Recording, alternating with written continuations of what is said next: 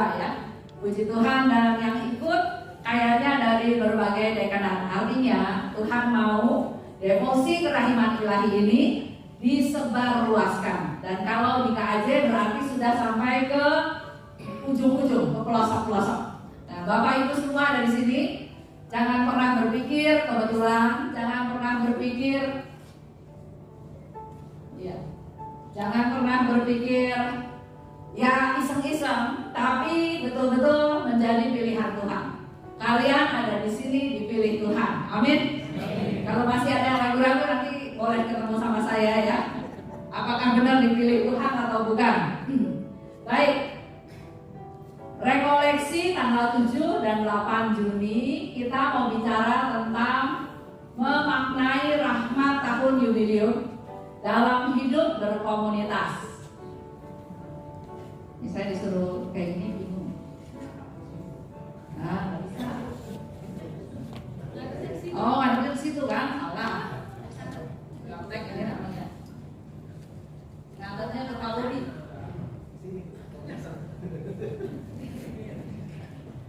Tapi kecepatan. Ini. Ya, ini. Ya, tolong federin deh. Ini mengganggu. Mengganggu saya, mengganggu. Oke, jadi buat teman-teman semua, saya ingin ngajak. Kita udah sering ikut seminar, kita udah sering ikut rekoleksi, kita sudah sering ikut retret, ikut ziarah dan segala macam. Siang hari ini saya ingin memberikan dua hal penting dulu buat menjadi pegangan, menjadi dasar buat Bapak Ibu semua. Pertama, saya mau ajak Bapak Ibu selalu ada di cara berpikir dengan selalu ada mukjizat. Jadi miracle mindset. Kita harus punya mindset, cara berpikir bahwa segala sesuatu itu terjadi karena mukjizat Tuhan. Amin. Bapak Ibu ada di sini, itu juga mukjizat. Jadi mukjizat itu bukan yang orang nggak bisa jalan, bisa jalan. Orang nggak bisa bahasa roh, jadi bahasa roh, atau hal-hal yang spektakuler, enggak. Ikut sama Tuhan, kalau percaya bahwa saya ada di area mukjizat, apapun yang terjadi adalah mukjizat. Ini cara berpikir kita ya. Kalau Bapak Ibu berpikirnya, oh kebetulan. Contoh ya, tadi Pak Haryanto punya nasi bakar. Saya bilang itu nasi bakar lebih baik dikasih ke orang lain karena dia sudah makan yang lebih enak. Dia bilang, ya saya mau kasih siapa ya? Terus dia tergerak, dia bilang dia mau kasih ke Lili. Lili masih di luar ya. Nah, pada waktu Lili menerima nasi bakar itu, terserah dia responnya apa. Kalau dia berpikir, mentang-mentang Pak Har udah gak mau makan, kasih ke saya, dia gak dapat mukjizat apa-apa. Tapi kalau berpikir bahwa Tuhan memperhatikan dia yang sibuk bagian administrasi melalui tangannya Pak Haryanto dan dia dapat nasi bakar, itulah mukjizat. Jadi mindsetnya dari kita. Kita yang harus duduk di posisi saya selalu ada di lingkungan mukjizat. Ada di zona mukjizat. Kita sering berpikir atau kita sering dengar, jangan tinggal di zona nyaman. Kita tahu zona nyaman. Nah, begitu pula siang hari ini saya ingin Bapak Ibu punya cara berpikir bahwa saya ada di zona mukjizat. Apapun yang terjadi. Mau sesuatu yang enak, mau sesuatu yang tidak enak dalam tanda kutip. Tapi kalau saya imani itu adalah mukjizat yang saya terima dari Tuhan hari ini, bersyukur.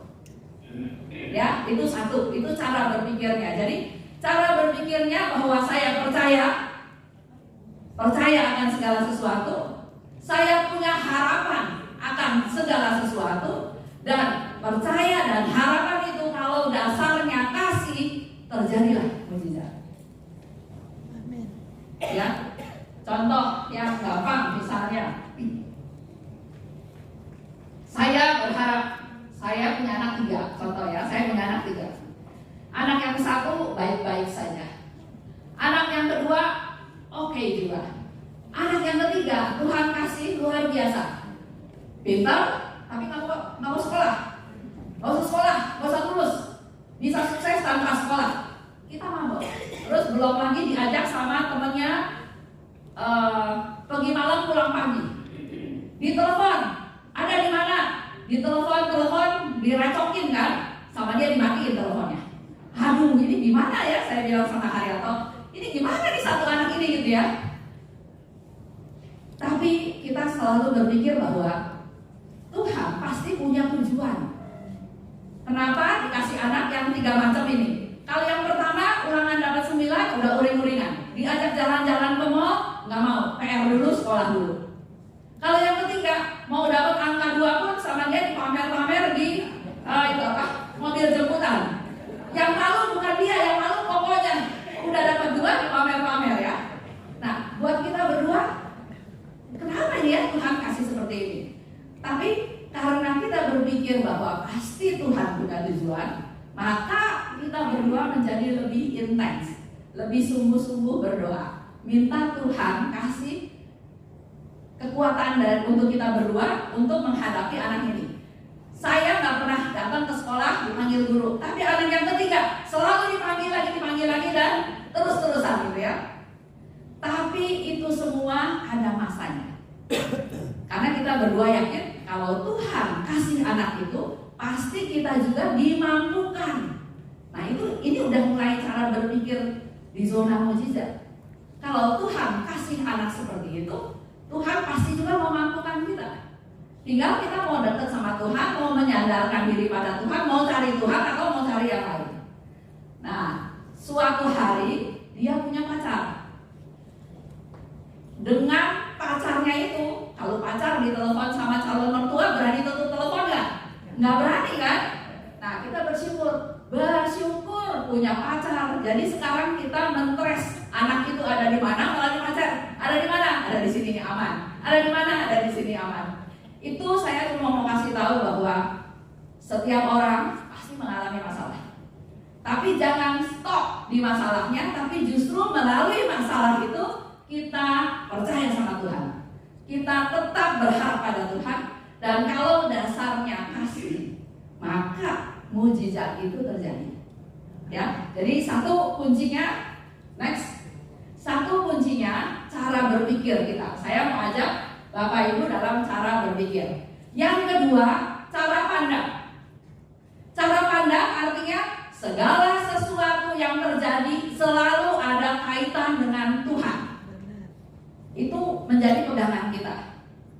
Kalau bahasa gampangnya buat saya adalah kalau itu terjadi seizin Tuhan. Belum tentu sesuai rencana Tuhan. Ya, misalnya contoh. Saya nyebrang jalan terus ketabrak. Apakah rencana Tuhan? Enggak. Tapi kenapa Tuhan biarkan itu terjadi? Itu seizin Tuhan supaya mau bilang sama saya lain kali kalau nyebrang jalan itu hati-hati.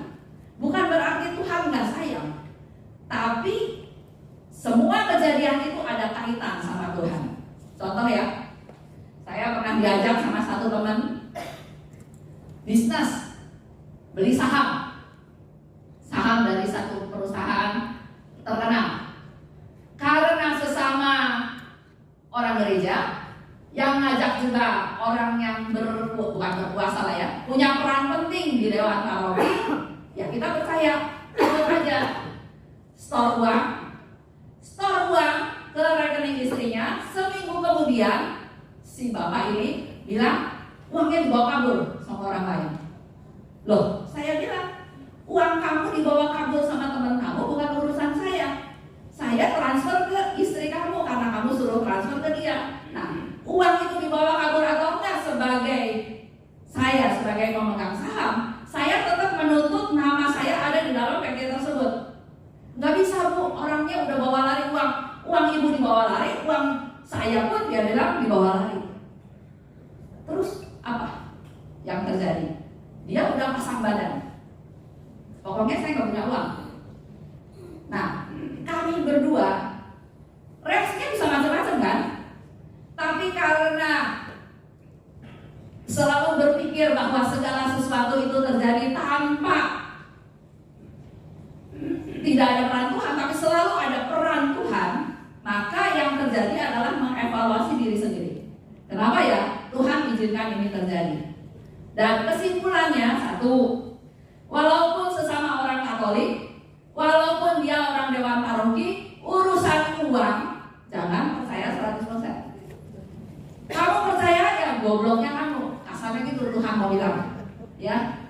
Kedua, memang uang kamu habis, tapi kamu lihat masih bisa makan nggak sehari 3 kali? Masih. Jadi itulah menjadi bagian dari pembelajaran kamu. Kalau nggak mengalami hal ini, mungkin lain kali lebih percaya lagi sama orang lain dan barangkali ketipunya lebih banyak. Secara rupiah rugi, tapi secara relasi saya dengan Tuhan, secara semakin mengandalkan Tuhan, itu bertumbuh. Jadi Bapak Ibu semua juga yang mengalami hal-hal seperti itu, tetap yakin kalau saya di zona mukjizat, apapun yang terjadi pasti ada peran Tuhan. Tinggal nunggu Tuhan ini mau apa? Tuhan ini mau apa? Ya. Jadi pertama cara berpikir, saya harap semua teman di sini besok cara berpikir kita sudah selalu berubah. Saya ada di zona mukjizat. Apapun yang terjadi, saya mengalami mukjizat Tuhan. Ya. Yang kedua, cara pandang bahwa semua yang terjadi kecil besar ada kaitannya dengan Tuhan. Nah, dikatakan juga sebetulnya kita manusia itu punya potensi yang tidak terbatas. Kita tuh punya potensi yang besar. Contoh lagi, Bapak Ibu ada yang tahu Mary Riana? Tahu ya? Mary Riana itu mantu saya. Jadi saya tahu bagaimana dari dia nggak punya apa-apa, dari dia nggak bisa apa-apa. Waktu itu zamannya tahun 98 kan, ya pokoknya kita orang Chinese susah lah hidup sampai dia sebetulnya cuma mau kuliah di Jakarta, ikutin papahnya di Trisakti ya atau apa aja ya. Tapi karena rusuh-rusuh itu dia pergi ke Singapura dan Nanyang University memberikan kemudahan-kemudahan, bisa kredit, bisa segala macam. Bahasa Inggrisnya jelek, dana juga sama sekali nggak punya. Kalau yang pernah lihat filmnya ya. Tapi melalui keterpurukan, di situ membuktikan bahwa Tuhan itu sebetulnya memberi kita potensi yang besar. Dan potensi itu baru keluar pada saat kita benar-benar habis, benar-benar terpuruk. Dan di situ baru keluarlah. Ternyata dia punya potensi-potensi yang kalau hidupnya enak-enak aja, mungkin potensi itu nggak pernah bisa keluar. Kalau saya memberi contoh seperti film Tom and Jerry, pernah lihat nggak? Tom and Jerry ya. Si Tom itu kan yang tikus kan? Kalau ketemu kucing, Tom kucing ya. Kalau ketemu si tikus ini ketemu kucing kan takut kan, lari kan? Pasti dia lari mana. Tapi kalau dia udah di pojok, saya lihat mukanya tikus itu jadi besar loh. Pernah lihat kan? Artinya kalau kita sudah dalam posisi yang sangat-sangat terpojok, potensi yang ada di keluar. Jadi kalau Bapak Ibu mengalami kesusahan, bersyukur dalam tanda kutip ya, bersyukur, nggak ada orang mau susah. Tapi kalau Tuhan izinkan itu terjadi, bersyukur karena Tuhan mau potensi yang ada di bawah permukaan mau ditarik ke atas. Jadi potensi kita itu sebetulnya tidak terbatas, tapi sering kita yang membatasi diri. Disuruh nyanyi, nggak bisa lah, suara saya jelek. Disuruh jadi lektor, enggak lah, saya nggak bagus tampilannya. Kita yang sering membatasi diri. Padahal Tuhan yang menciptakan, aduh tahu kayak gitu saya bikin bisu aja. Ya, karena Tuhan pasti menciptakan kita dengan cara baik. Nah, teman-teman devosan kerahiman, saya berharap jangan malu. Memang tidak boleh malu-maluin ya. Tapi kalau disuruh kerjakan. Kalau orang suruh kita, pasti dia melihat satu potensi dalam diri kita, sehingga lakukanlah. Kalau orang tujuannya nggak benar, ingat Tuhan Yesus pernah bilang, aku tidak akan mempermalukan kamu kalau kita mewartakan firman Tuhan. Jadi nggak perlu takut. Kalau kitanya mewartakan diri sendiri, terus malu ya salah sendiri. Tapi kalau niatnya saya lakukan ini untuk Tuhan, Tuhan janji kamu tidak akan dipermalukan. Ya. Dan sekali lagi saya bilang, mujizat selalu terjadi pada orang yang percaya. Kalau nggak percaya, selalu bilangnya, oh kebetulan, oh iya itu kebetulan. Susah kalau orang kayak gitu. Sama seperti Yesus bilang kan, dia nggak bisa banyak bikin mujizat di kotanya. Karena apa? Karena orang nggak nganggap bahwa itu suatu karya Tuhan. Ya, itu miracle mindset. Nah, saya bawa bukunya sebetulnya. Saya dapat kata-kata itu dari buku ini. Jadi kalau teman-teman mau beli, nanti itu saya jual. Ini Romo Bono yang bikin. Saya sih sebetulnya mau jualnya satu-satu. Romo Bono bilang nggak bisa, ini set. Satu set. Tapi buat Bapak Ibu yang mau baca, menurut saya nggak usah baca semua. Baca satu bab saja, kita sudah bisa ada di posisi saya ada di miracle mindset. Ya, satu. Nah, kedua lanjut. Satu lagi, sebetulnya ini buku saya buat, udah lama. Tapi ini gara-gara Rofi juga yang mengangkat cerita di buku ini. Bukan mengangkat lah ya, Rofi bilang begini.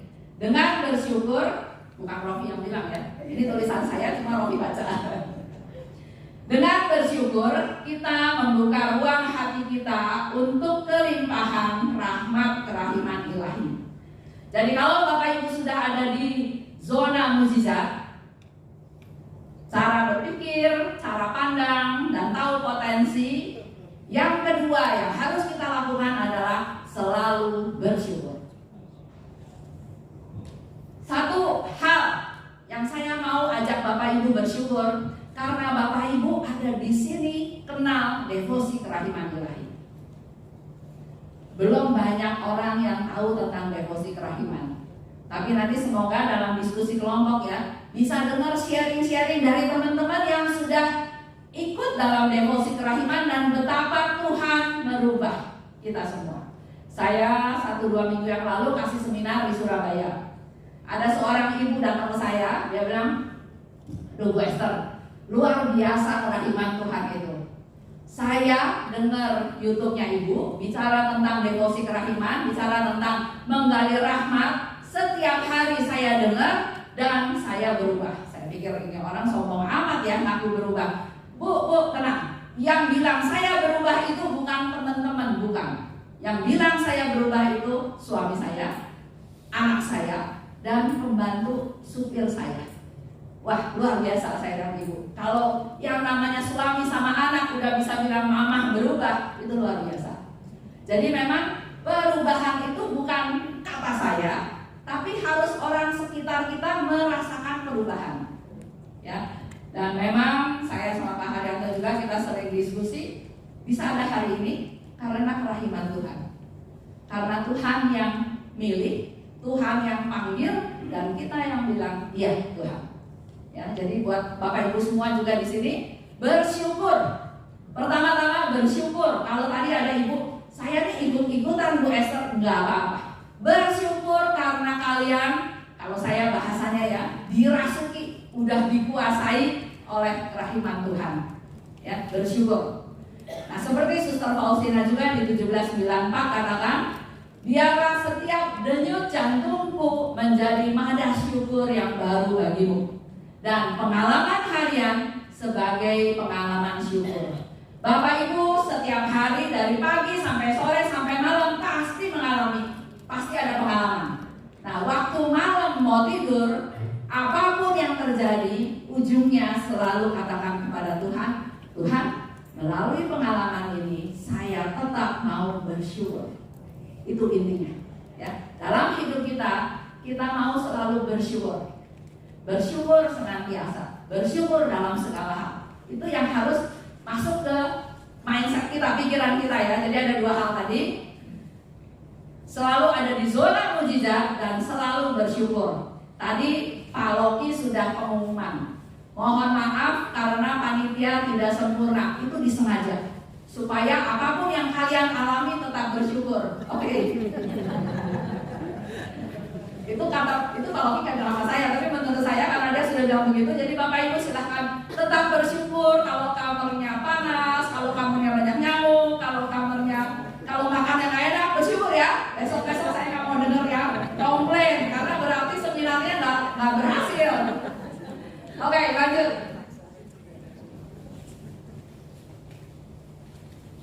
Hanya dengan bersyukur, ya tadi yang saya baca di sini, ini tuh sebetulnya buku 1 bulan. Setiap hari saya ajak Bapak Ibu untuk baca diary. Dalam 1 bulan kita diajak untuk bersyukur. Kenapa 1 bulan? Harus setia. Hari ini bisa bersyukur, besok marah-marah.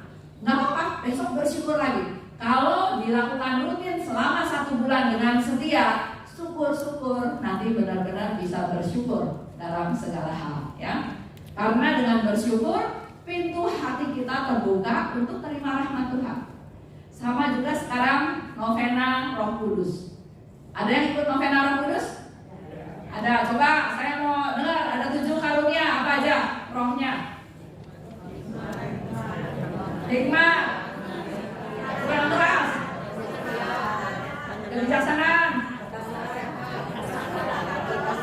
sehat, kenalan akan Allah, takut akan Allah, apa lagi?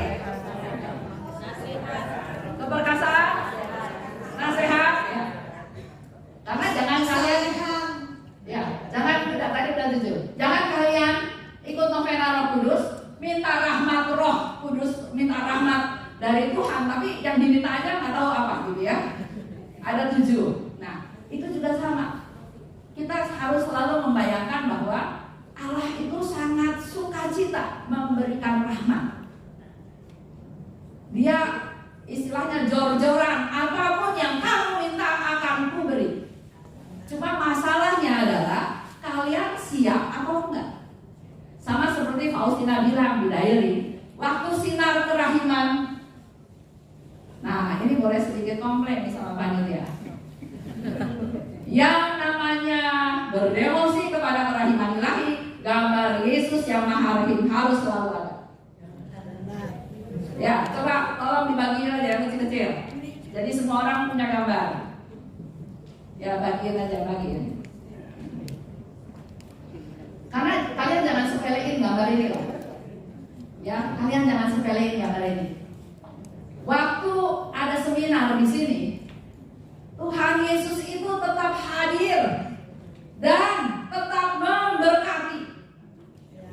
Dan rahmat yang Dia curahkan, mau sekarang, mau nanti 5 menit lagi, atau mau nanti 1 jam lagi, tapi rahmatnya terus mengalir. Jadi kita teman-teman devosan harus punya gambar kerahiman dan harus percaya bahwa Yesus bilang begini, aku akan memberikan banyak rahmat melalui gambar ini. Nah, kalau gambarnya nggak ada, terus gimana cara rahmatnya datang? Jatuh dari langit-langit? Nggak bisa, ya. Jadi harus ada gambar kerahiman.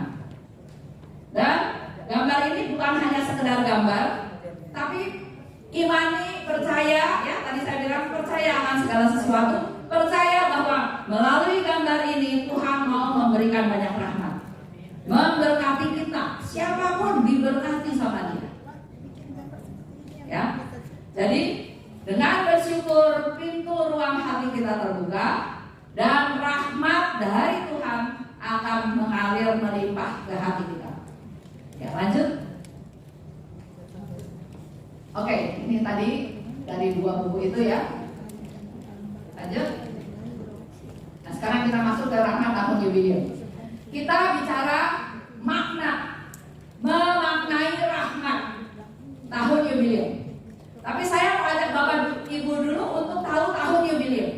Dan pasti menurut saya semua yang di sini tahu tentang tahun jubileum. Siapa yang belum ke Kota Santa? Ada? Siapa yang belum 9 kali kalau di KJ?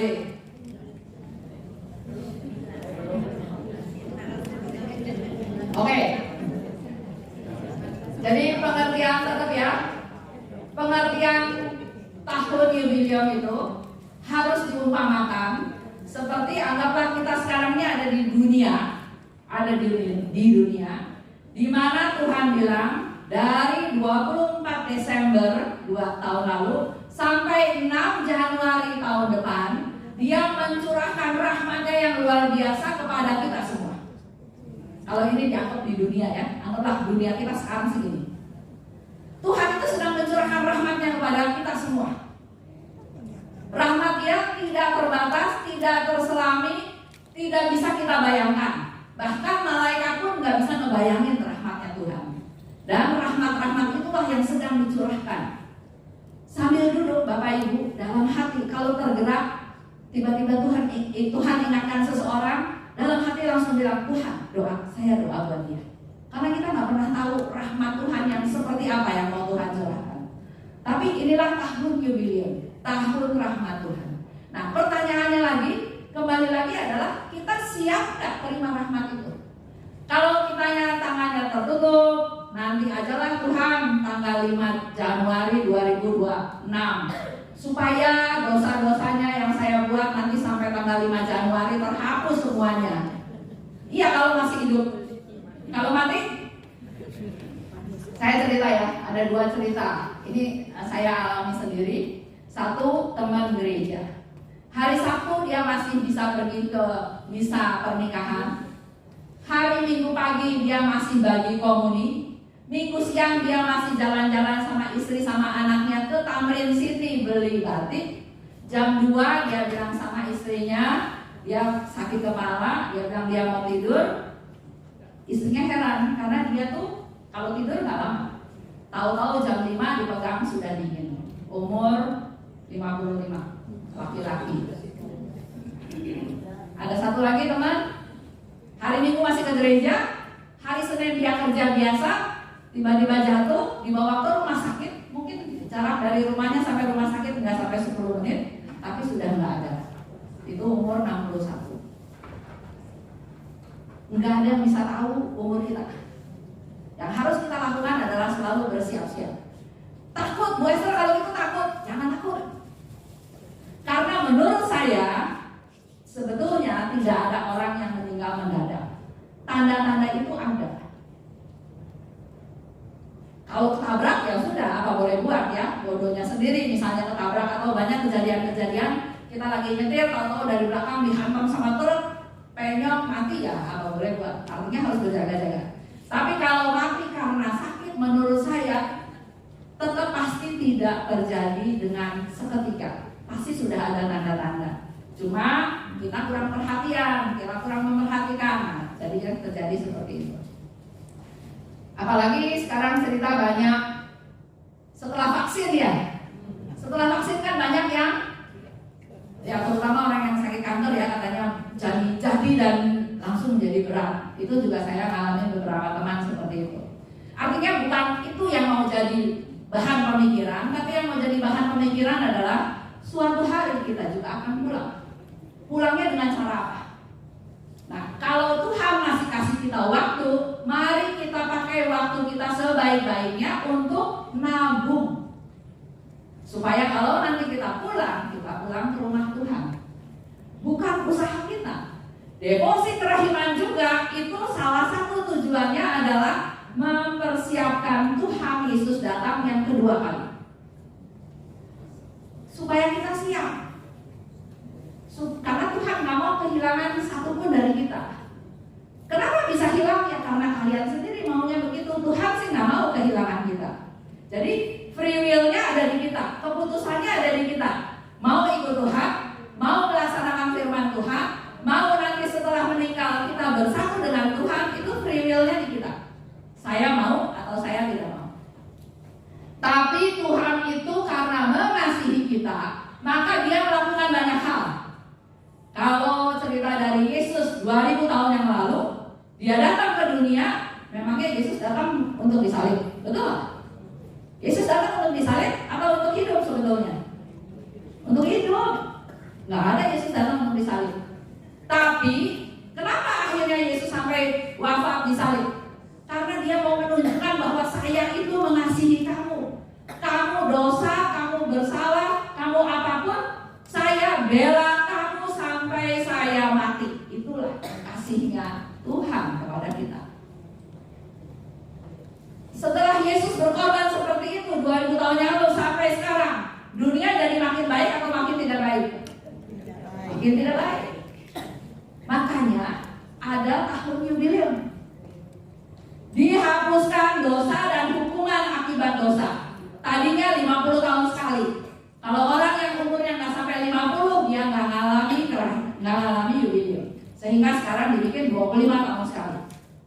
Kita sekarang mengalami tahun yubileum. 25 tahun lagi masih ada nggak? Nggak tahu ya. Kalau kamu masih muda pasti masih ada. Kalau kita yang udah mulai putih rambutnya udah apa ya? Nggak tahu. 25 tahun lagi bagaimana? Tapi jangan lihat itu, tapi lihatlah betapa Tuhan sayang sama kita. Dia apapun dia lakukan untuk supaya manusia bisa menikmati hidup kekal. Kalau dihitung-hitung dosa dengan perbuatan baik, nggak pernah seimbang timbangannya. Ya, contohlah sekarang, Ibu Esther ngomong lama amat sih. Saya udah mau makan nih, lapar nih. Itu dosa nggak? Saya nggak tahu tuh. Kalau Yesus lihatnya, Esther kan lagi ngomongin gua, lu mau dengar? Bisa aja itu menjadi satu rasa bersalah ya. Jadi kita tuh gampang sekali untuk jatuh dalam dosa. Tapi karena Tuhan tahu manusia itu lemah, manusia itu gampang berdosa, maka Dia memberikan banyak cara untuk supaya kita ini selamat. Salah satunya tahun yubileum.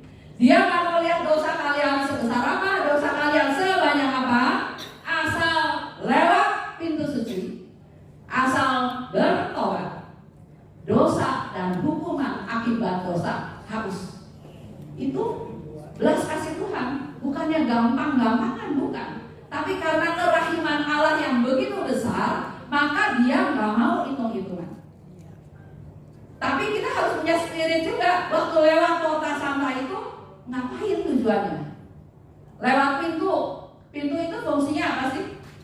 Memisahkan dua ruangan. Sehingga kalau Bapak Ibu pergi ke gereja, masuk dari pintu itu, keluarnya dari pintu itu lagi atau keluar pintu lain? Pintu lain kan? Kenapa? Kenapa tahu nggak? Biar puterin altar. Kenapa coba? Dari baru. Kenapa? Ya, dosanya betul. Karena tujuan kota Santa itu adalah kita di luar sebelum lewat pintu, kita berdoa, mengakui dosa-dosa kita, kelemahan kita, kejelekan kita, yang suka gosip, yang suka jelekin orang dan segala macam. Tuhan, saya mau tinggalkan sifat-sifat jelek saya. Ampuni saya Tuhan. Nah, waktu masuk lewat pintu, kita harus betul-betul punya iman, punya spirit bahwa hal itu udah saya tinggalin. Waktu masuk ke ruangan lewatin pintu, saya mau jadi manusia baru. Karena kan lewat pintu kan dihapus dosa dan hukuman akibat dosa. Berarti kan kita sudah jadi orang bersih, orang suci. Itu tujuan kota Santa. Ya. Jadi buat teman-teman semua, lewat kota Santa itu bukan action pegang si lucu, tapi punya spirit. Saya mau tinggalin manusia lama saya, dan saya mau masuk ke hidup yang baru. Langsung gak simsalabim jadi suci? Nggak bisa juga. Makanya kita perlu berdoa terus, semakin intens berdoa. Tadi saya dibisikin sama salah satu teman. Ya kan kita kalau orang-orang kerahiman itu kemana-mana harus bawa corona. Jangan pakai pengumuman lagi bawa rosario. Harus selalu bawa. Ayo ya kita siapa yang nggak bawa? Ayo yang bawa tunjukin, yang bawa tunjukin.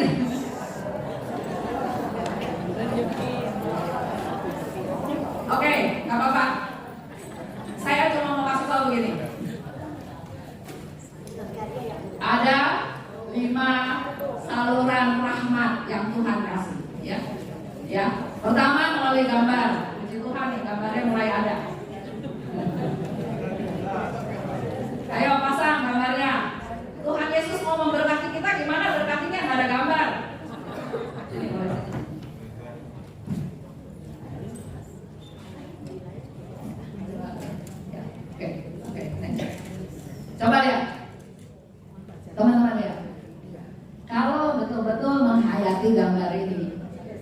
Bapak Ibu semua sedang menghadap kepada Yesus yang memberkati.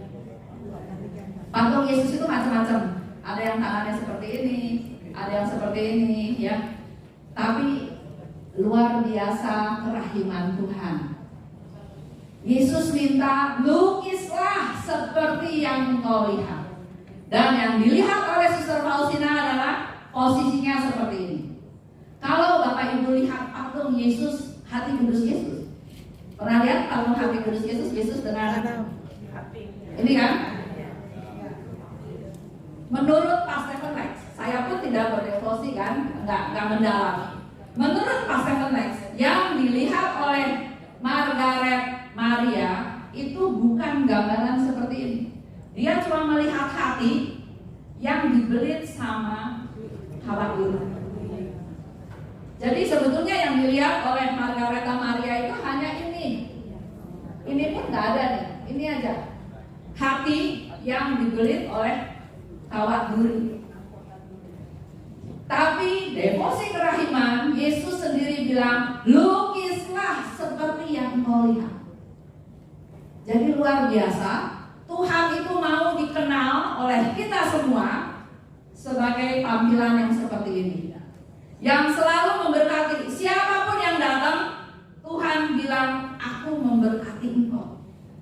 Dan sekaligus dia bilang lagi, masuklah ke hatiku, beristirahatlah dalam hatiku, aku mengasihi kamu.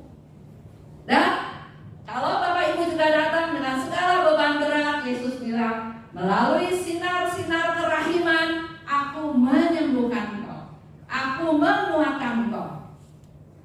Jadi jangan anggap sepele ya gambar ini.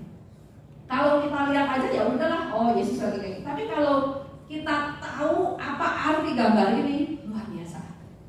Tuhan itu begitu mengasihi kita tanpa melihat dosa-dosa kita. Ya, lanjut. Jadi tentang devosi kerahiman, tentang pintu suci, Tuhan menawarkan indulgensi penuh kepada kita semua.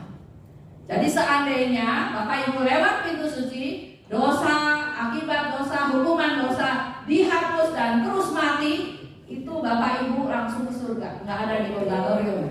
Mau nggak? Mau apa nggak mau? Nggak ada cerita mau atau nggak mau. Kita belajar dari Suster Faustina. Suster Faustina bilang begini kepada Yesus, saya menderita, saya sakit, tapi saya nggak mau hidup saya dipercepat, mati saya dipercepat 1 detik juga saya nggak mau. Dibikin lambat 1 detik juga saya nggak mau. Betul-betul terserah Tuhan. Ya. Kenapa Bapak Ibu belum mati? Nah, contoh Ibu tadi bilang mau kan? Belum mati karena Tuhan masih punya rencana. Keluarga, orang tetangga atau siapapun, setiap dari kita kalau masih dikasih hidup, artinya kita masih mau dipakai sama Tuhan. Ya, pernah saya ke Filipina. Waktu itu ke satu rumah lansia semua, 5 orang. Ada yang sudah buta, ada yang cuma bisa tidur. Tapi yang luar biasa, ada hawa sukacita di rumah tersebut. Dan pastor itu datang, pastor muda datang. Saya pikir, oh ini pastor tugasnya mau memberkati si oma-oma ini. Ternyata enggak loh. Justru pastor itu datang minta diberkati, didoakan oleh si oma-oma itu. Terus saya tanya sama si pastor, saya pikir pastor yang mau mendoakan mereka. Enggak Bu, oma-oma ini berdoa buat saya supaya saya setia, supaya saya bisa melayani Tuhan. Dan waktu saya tanya oma hebat amat bisa memberkati Romo. Iya, Tuhan masih kasih saya umur, walaupun saya buta, tapi saya tahu doa-doa saya Tuhan dengar. Lihat ya, mindset lagi, cara berpikir. Kita harus selalu berpikir positif. Saya masih hidup, bukan menuhin dunia, tapi kita punya PR, punya tugas ya, untuk bagaimana Tuhan memakai saya untuk mewartakan kerahiman Tuhan ya. Jadi Bu tenang. Kalau Ibu masih dipakai sama Tuhan sampai kapanpun nggak dipanggil-panggil. Jadi kembali lagi, ini saya cuma dikasih 5 menit lagi nih, tapi ini baru mau mulai masuk temanya. Oke, kita semua pasti mau hidup sehat kan? Mau hidup bahagia? Mau hidup umur panjang, ya? Di buku ini saya baca buku ini sedikit bocoran. Ini cuma baca satu bab. Tapi saya baca satu bab aja saya sudah merasa cukup. Di dalam buku ini dikatakan, kalau kita mau 3 hal tersebut, hidup sehat, bahagia, dan umur panjang, kuncinya cuma satu. Harus punya energi positif. Kita manusia itu ada energi positif, ada energi negatif. Tapi kalau mau 3 syarat itu, selalu harus berpikir positif. Yang keluar itu harus selalu energi yang positif. Karena Romo Bono bilang, energi positif disebut berbelas kasih. Kalau kita bisa berbelas kasih, itulah energi positif. Karena kalau kita berbelas kasih, pasti tidak akan menghakimi, pasti tidak akan jelek-jelekin orang, karena kita mengasihi. Ya, lanjut. Nah, saya cerita sedikit ya. Ini lewat aja. Belas kasih. Bicara belas kasih. Belas kasih itu awalnya timbul dari penderitaan. Kalau Bapak Ibu tidak mengalami penderitaan, tidak akan bisa berbelas kasih. Contoh, saya punya buku. Saya punya gambar aja deh. Saya punya gambar, atau saya punya ini. Saya punya ini. Ini CD saya bikin kata-katanya dari Diary Faustina, 10 nomor. Syukur-syukur dengan dengar lagu ini jadi mau baca mau baca diary, ya. Saya kasih ke ibu. Ini saya kasih, nggak usah bayar. Ya. Apakah saya berbelas kasih? Enggak. Saya nggak menderita apa-apa kok. Bahkan saya berpikir ya, saya bisa bikin dia sukacita. Syukur-syukur mulut dia rada cerewet, dia cerita-cerita sama orang lain, nanti CD saya laku. Saya tindakannya memberi. Tapi apakah itu belas kasih? Bukan. Karena saya nggak menderita. Yang namanya belas kasih itu adalah dasarnya penderitaan.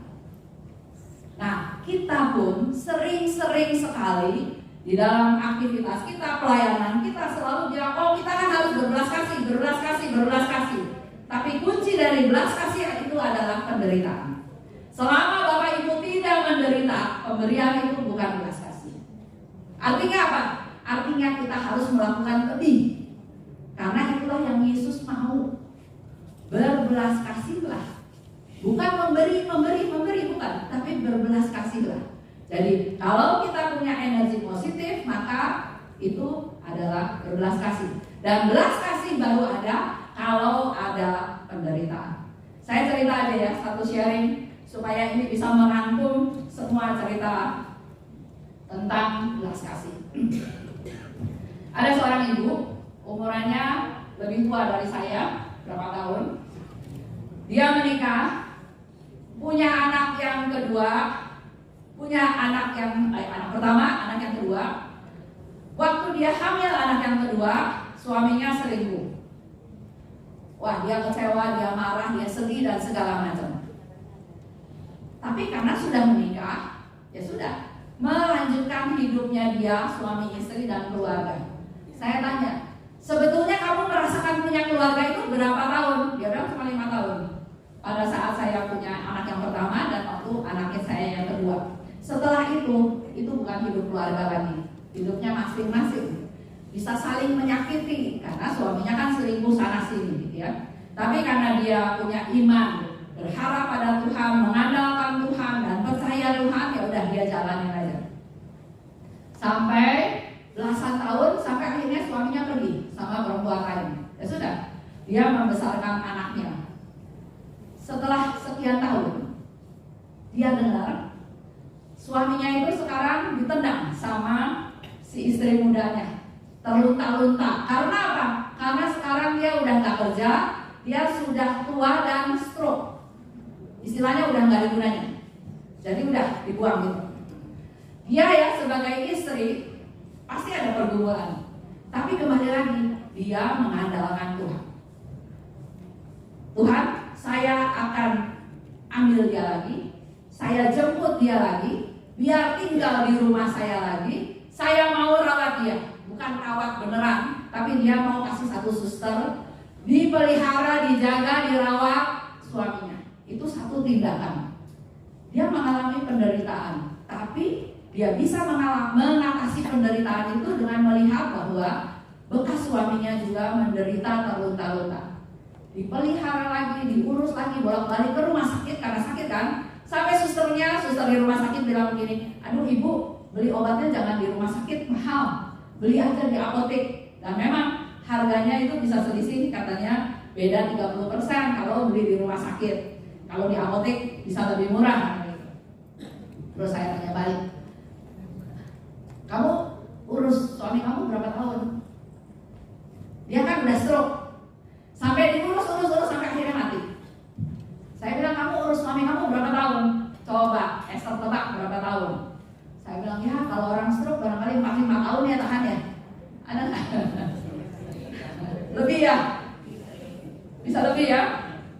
Teman saya bilang, Esther, lu bayangin 18 tahun gua urus suami gua, sampai rumah satu habis buat ngurus dia bolak-balik ke rumah sakit. Terus saya bilang, waduh, kamu luar biasa, hebat sekali.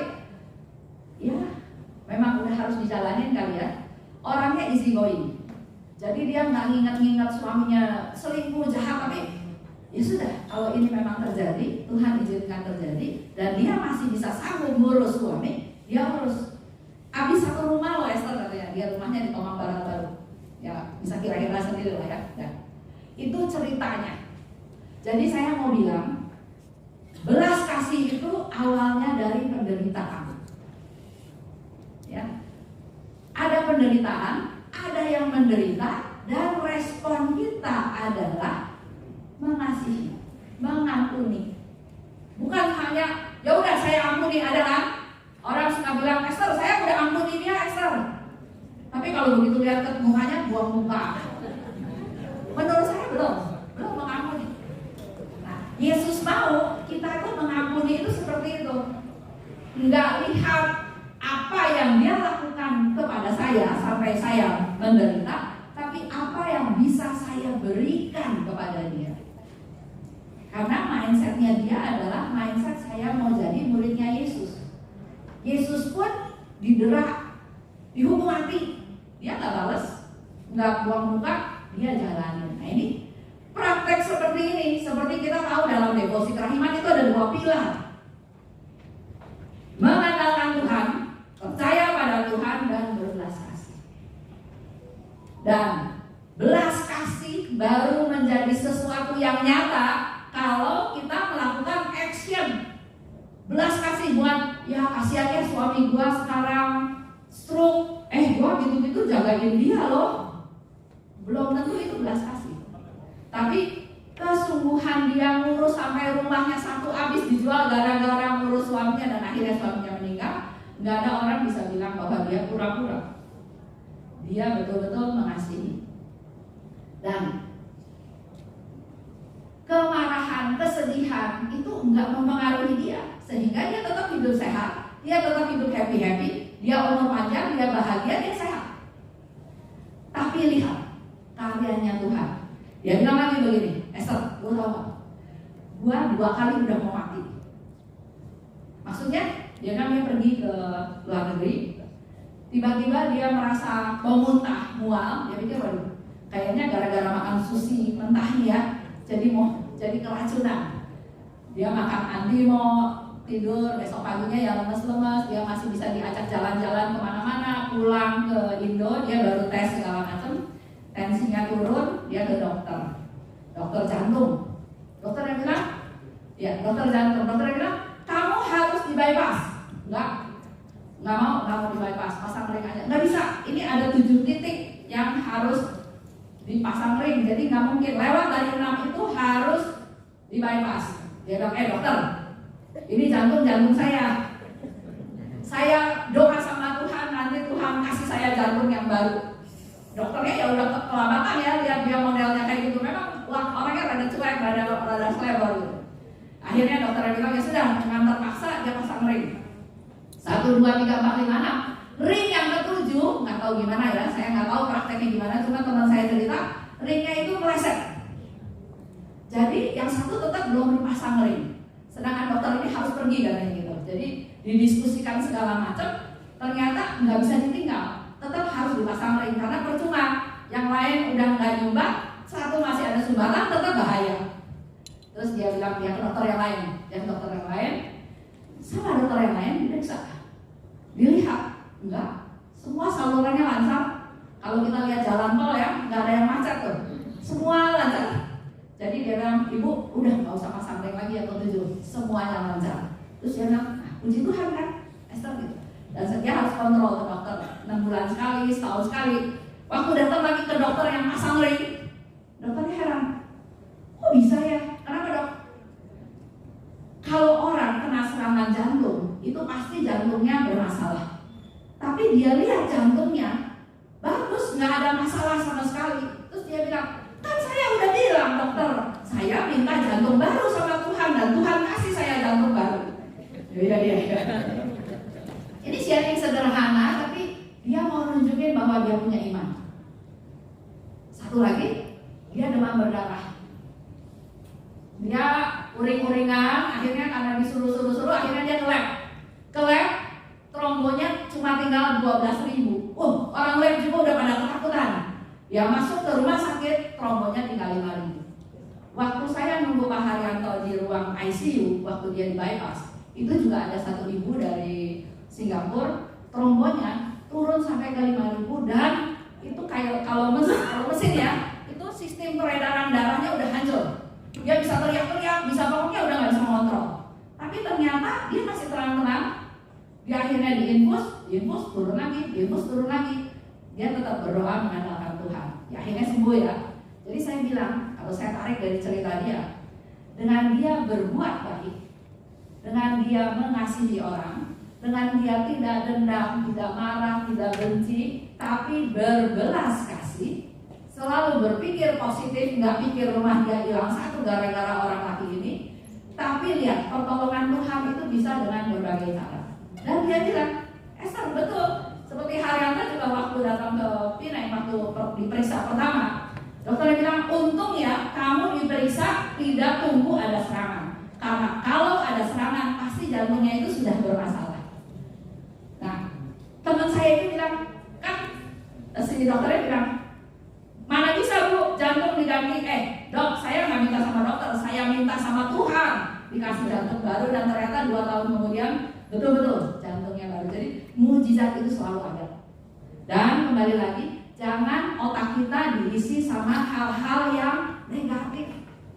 Orang marah sama kita, orang sebel sama kita, orang ngerugiin kita, terus diingat-ingat ya, bodoh. Ya, mudah-mudahan semua orang yang di sini jadi orang pintar. Dan saya juga bersyukur Tuhan itu nggak pernah kasih saya pikiran yang ingat-ingat masa lalu. Selalu ya sudah, udah terjadi ya sudah, jalanin aja. Kayak contoh sederhana, mobil kebaret. Hal yang bilang, aduh mobil bagus kebaret. Terus saya cuma bilang, ya kalau mobil bagus, ya step berikutnya kebaret. Nggak mungkin kebaret jadi bagus, benar ya? Cuma tunggu waktu aja kebaretnya kapan, ya kan?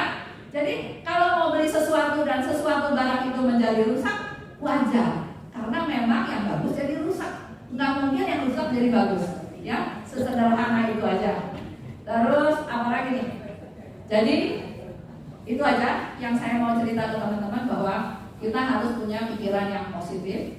Dan belas kasih itu adalah salah satu bukti kita berpikir positif. Lanjut, romonya sudah datang. Saya kebagian masih berapa menit? Udah habis? Coba lanjut sedikit. Oke, lanjut. Ini udah nggak terlalu penting. Oke, sekarang mau pertanyaan aja kali ya, atau nanti? Lanjut. Oke, sedikit kasih masukan aja ya buat teman-teman. Ya, Jadi buat teman-teman semua, perbuatan belas kasih itu ada 7. Perbuatan belas kasih jasmani dan perbuatan belas kasih rohani. Yang saya mau cerita sedikit tentang perbuatan belas kasih jasmani. Syukur-syukur, perbuatan belas kasih jasmani ini lulus, baru nanti kita masuk ke yang rohani. Karena yang rohani itu ternyata tingkatannya lebih tinggi. Pertama, kita selalu bilang kasih makan yang lapar. Yang harus jadi mindset kita, Tuhan itu nggak pernah menciptakan orang itu kaya dan miskin. Itu nggak ada di kamusnya Tuhan. Ya, apa sih langkah konkret kasih makan yang lapar? Ayo, langkah konkretnya apa? Ayo, coba. Kasih makan yang lapar. Apa langkah konkretnya? Berbagi, gimana caranya, Bu? Kasih sembako ke siapa? Ke yang nggak mampu kapan? Setiap saat, berarti berdiri di pinggir jalan, semua dikasih. Atau gimana? Kita kalau melihat bahwa seseorang itu membutuhkan sesuatu, ya harus ada respect, segera menolong. Segera menolong, ya caranya gimana, Bu? Ya, kalau saya melihat bahwa dia sedang kelihatan kebingungan, tidak mempunyai apa, saya suka tanya, ibu memerlukan apa? Nah, terus dia bilang saya perlu uang 1 juta.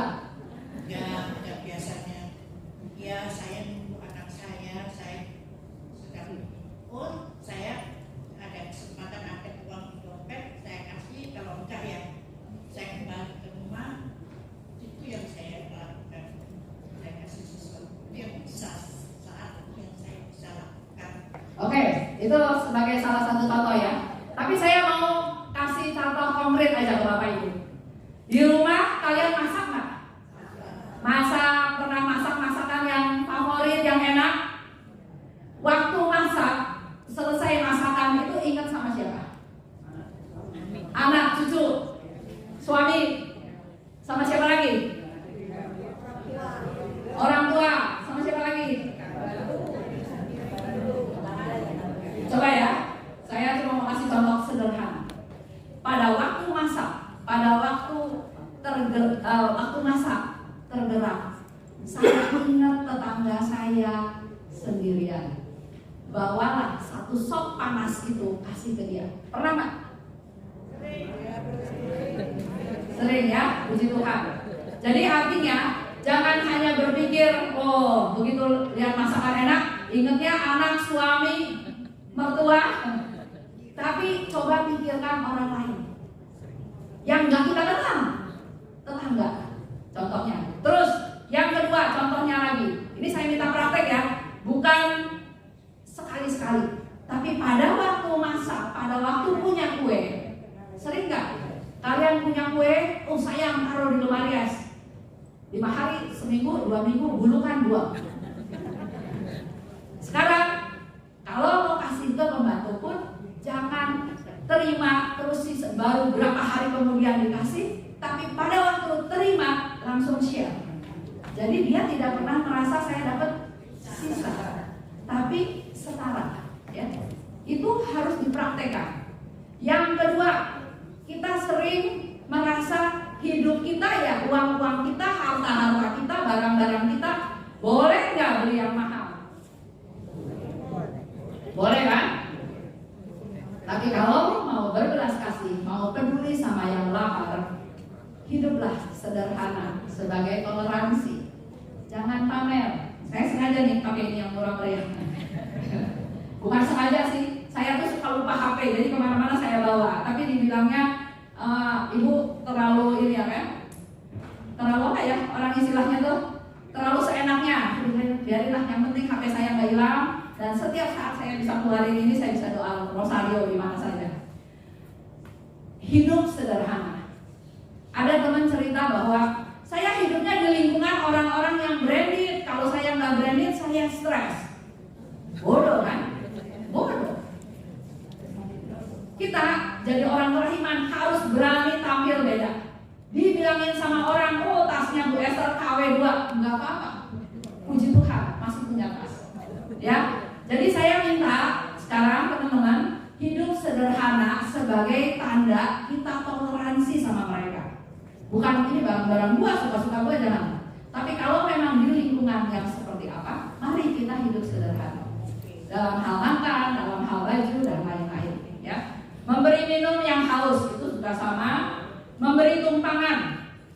Kita sering berpikir ada teman yang perlu ikut tumpangan-tumpangan, bukan hanya kendaraan. Tapi orang yang tidak punya kendaraan itu bisa kita anggap orang yang miskin, orang yang putus asa, nggak punya pengharapan, orang yang mau bunuh diri, orang yang dibully, itu juga perlu kita perhatikan. Jangan, oh ya udah biarin, bukan anak saya, bukan cucu saya, ya udahlah bully aja. Kalau kita lihat di HP atau di mana, minimal Bapak Ibu bisa berdoa untuk yang dibully dan untuk yang membuli. Contoh lagi, pakaian. Kasih pakaian ke orang yang telanjang. Bapak Ibu di rumah punya banyak lemari, punya banyak pakaian. Ada yang pakaian setahun nggak pernah dipakai? Ada nggak? Setiap mau dibuang sayang, oh ini mau memori, ukurannya masih ukuran S, padahal sekarang udah XL. Kenapa nggak dibuang? Suatu hari siapa tahu jadi S lagi. Keluarin dari lemari, kasih orang. Jangan tunggu udah kuning-kuning ya, baru dikasih. Ya, kita harus berani melepas hal-hal yang nggak penting, keluarin, kasih ke orang. Ya, lanjut. Kunjungi yang sakit, nah ini penting. Teman saya selalu bilang lebih baik mengunjungi yang sakit daripada dikunjungi. Benar kan? Benar kan? Tapi pergi nggak kunjungan ke rumah sakit? Belum meyakinkan muka-mukanya. Itu pelayanan, ya. Mengunjungi yang sakit itu perlu supaya yang sakit itu merasa tidak sendirian, merasa dikasihi, merasa diperhatikan. Nggak bisa ngomong, nggak bisa doa, nggak apa-apa, pegang aja tangannya. Doa, yuk doa. Kemarin saya juga kunjungan ke Bogor. Tante, kita doa ya. Baru atas nama Bapak dia udah nangis gitu ya. Terus saya bilang sama anaknya, kalau mau ajak doa lagi, pegang aja tangannya, doa dalam hati. Orang sakit kanker itu sangat menderita ya. Udah jam segini. Oke, lanjut ya sedikit. Jadi banyak orang yang merasa yang nggak pernah ditengok sama anaknya, sama saudaranya ya. Itu dia betul-betul buat apa saya hidup punya anak banyak, nggak pernah ditengok. Mari kita yang datang, kita yang kunjungi dia. Ya. Teresia dari Kalkuta bilang begini. Kita ya, saya juga salah sebetulnya. Dulu sering saya melihat kalau orang udah nggak berdaya, udah tinggal kulit sama tulang, aduh ngapain sih ya Tuhan kok nggak ambil orang ini ya? Udah aja pulang karena menjadi beban juga dari keluarga kan. Dulu ceritanya dulu. Tapi ternyata setelah saya baca buku dan juga dapat pencerahan, Tuhan kembali lagi Tuhan pasti punya maksud. Dengan orang tua yang sakit, yang menderita, kita orang rumah diberi kesempatan sama Tuhan untuk berbelas kasih, untuk melayani, untuk nebus dosa-dosa kita. Barangkali kita juga berdosa sama orang tua tersebut, untuk menjadi silih. Itulah kesempatan yang Tuhan kasih. Kenapa masih ada terus nggak pulang-pulang? Ya karena mungkin kitanya menjalaninya nggak dengan tulus. Aduh, kapan sih ini? Saya nggak bisa jalan-jalan, saya nggak bisa ini, saya nggak bisa itu, uang saya udah habis. Nggak sesuai targetnya. Jadi kalau ada yang sakit, mari kunjungi, doain, temenin, kasih tahu dia bahwa kita mengasihi dia. Bahkan mungkin dengerin juga dia keluhannya apa. Ya. Kunjungi yang di penjara. Ada yang suka pernah pergi ke penjara? Pergi ya, pergi. Ini juga PR-nya dari Tuhan. Kunjungi mereka yang ada di penjara. Dengan kita hadir, kita berbelas kasih, kita nyanyi bersama, kita bisa bersama, kita peduli, kita mendengarkan, dan kita menerima dia karena yang orang yang di penjara itu enggak semuanya orang jahat. Ada orang yang dijadiin kambing hitam, jadi korban. Jadi dia udah nggak salah, tapi dia harus dipenjara gara-gara orang lain. Nah orang-orang itu bisa stres. Mari kita datang, kita menghibur dia. Dan yang ketujuh, menghibur yang atau mengubur yang meninggal. Nah saya mau kasih ada tambahan. Sesuai dengan pesannya Paulus ya, kita pun harus merawat bumi. Ada nggak teman-teman di sini yang kalau ke mall cabut tisu sebanyak-banyaknya? Ada nggak? Ayo. Yang benar. Kalau saya ngaku, saya benar, saya ngaku gitu. Ini kan saya udah masuk ke mall, nggak ada yang lihat, tarik aja sebanyak-banyaknya. Walaupun tidak ada yang lihat, tapi hemat. Hemat di rumah, air dikeluarin air sebanyak-banyaknya. Atau ya hal-hal yang sederhana, bukan kita pelit ya, tapi kita mau merawat dulu. Jadi motivasinya yang paling penting. Dan kalau melakukan perbuatan-perbuatan sekarang, contohnya kayak EE ya, ekoenzim, itu harus diwartakan, harus disebarluaskan supaya orang lain ikutan, ya, supaya orang lain. Terus perangi aborsi. Jangan mentang-mentang kita udah tua, udah pabriknya tutup, masa bodoh yang aborsi. Kita tetap harus berdoa.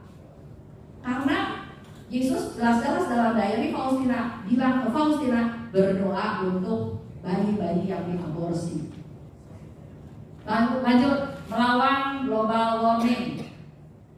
Terus perangi penjualan manusia. Kita cuma berpikir, yang penting gak ada saudara saya.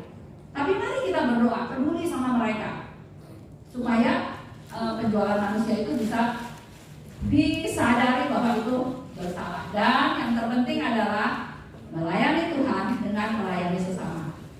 Nggak usah dapat konfirmasi dari siapa-siapa. Kalau saya bisa melayani sesama, saya melayani Tuhan. Ini sama panitia udah di stop karena mau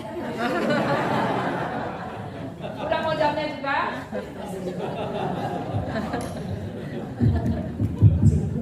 itu apa, teguran secara halus. Tapi karena saya masih ketua KKIKJ, jadi mereka nggak berani suruh saya turun. Oke. Jadi saya harap mari Bapak Ibu punya cinta, tapi dalam action. Bukan hanya sendiri, tapi harus ngajak orang. Karena ada orang yang mampu, ada yang nggak berani, tapi dengan berani kita ngajak orang supaya semakin banyak orang berbelas kasih, terutama untuk orang di sekitar kita. Oke? Kira-kira sampai situ ada pertanyaan sebelum saya yang bertanya? Ada pertanyaan? Tapi puji Tuhan loh, saya ngomong di sini nggak ada yang merem. Tadi udah khawatir ini jam 2, jamnya merem, tapi puji Tuhan nggak ada yang merem. Roh Kudusnya sudah mulai turun. Amin. Sekarang Bapak Ibu ada yang mau bertanya? Angkat tangan boleh? Ya, kalau ada yang mau tanya. Lanjut sesi tanya jawab aja ya, sekarang boleh. Sesi tanya jawab. Nah, ini sebetulnya ada sharing kelompok Bu Esther dan teman-teman, tapi kita lewatin aja karena kita akan lebih menarik dan akan lebih ada interaksi ya, dengan langsung bertanya ya Bu Esther ya, karena juga waktu. Silakan Bu Esther. Tapi poin ini nanti tetap ada pembagian kelompok. Nanti silahkan berkelompok sambil makan atau sambil istirahat atau apa. Pertanyaannya sebetulnya saya ingin tanggapan dari Bapak Ibu semua tentang sesi ini. Setuju nggak? Bahwa jangan jawab. Karena bukan hanya setuju. Setelah setuju ada next step-nya. Bahwa kita harus ada di zona mujizat. Cara pandang, cara berpikir kita harus kita rubah, dan kita harus selalu berpikir positif dan belajar terus untuk bersyukur. Dengan 3 hal tersebut, maka sesuai dari isi buku ini, untuk hidup sehat, bahagia dan umur panjang, seperti tadi saya sudah sharing teman saya, ternyata dia betul-betul mengalami sukacita, sehat, dan umurnya panjang sampai sekarang.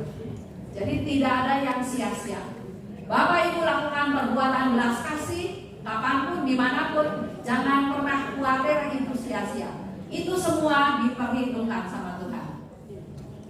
Ya, dan saya cerita lagi sedikit nih kalau udah bicara tentang itu. Suster Faustina pernah didatengin seorang pengemis, minta sup karena dia lapar. Dan dia mencari ke dapur, ketemu sedikit sup sama remah-remah roti, dia kasih ke pengemis itu.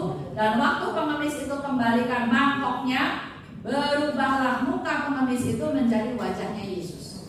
Dan Suster Faustina kaget, terbelalak, gambar tampilan Yesusnya itu hilang. Tapi sambil gambar itu hilang, Yesus bilang, aku mau mencicipi langsung kebaikanmu, kemurahan hatimu. Karena setiap orang yang kamu bantu, yang bersyukur dan berterima kasih itu naik ke surga. Dan aku turun mau merasakan sendiri kebaikan tersebut. Luar biasa ya. Jadi kalau kita berbuat baik, walaupun orang yang tidak bilang terima kasih, jangan takut. Karena kebaikan itu naik ke atas. Seperti contoh yang saya suka bilang tentang Haryanto, kalau kasih ke pengemis, orang yang minta-minta di lampu merah, orangnya bilang alhamdulillah, wajahnya cerah, Haryantonya juga ikutan cerah. Kenapa? Kenapa? Karena pasti rasa syukur itu sampai Tuhan.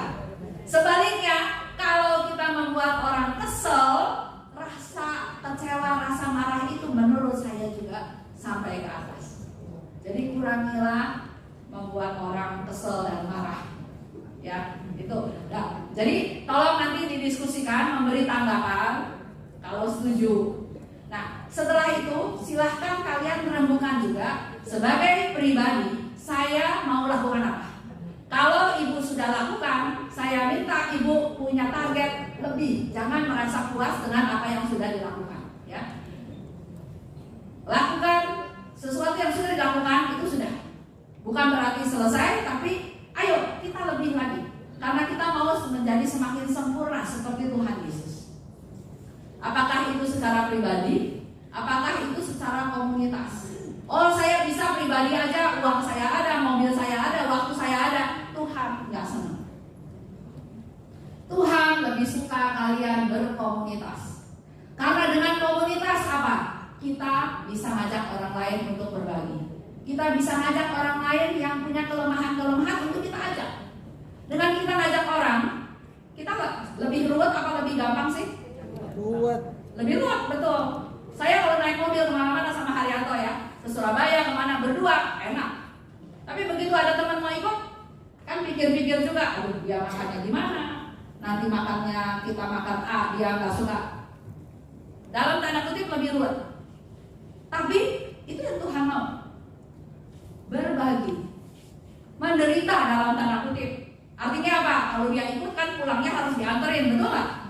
Contohnya ya seperti itu. Dan kalau lihat firman Tuhan, 2-3 orang berkumpul dalam namaku, artinya Tuhan mau kita bersekutu.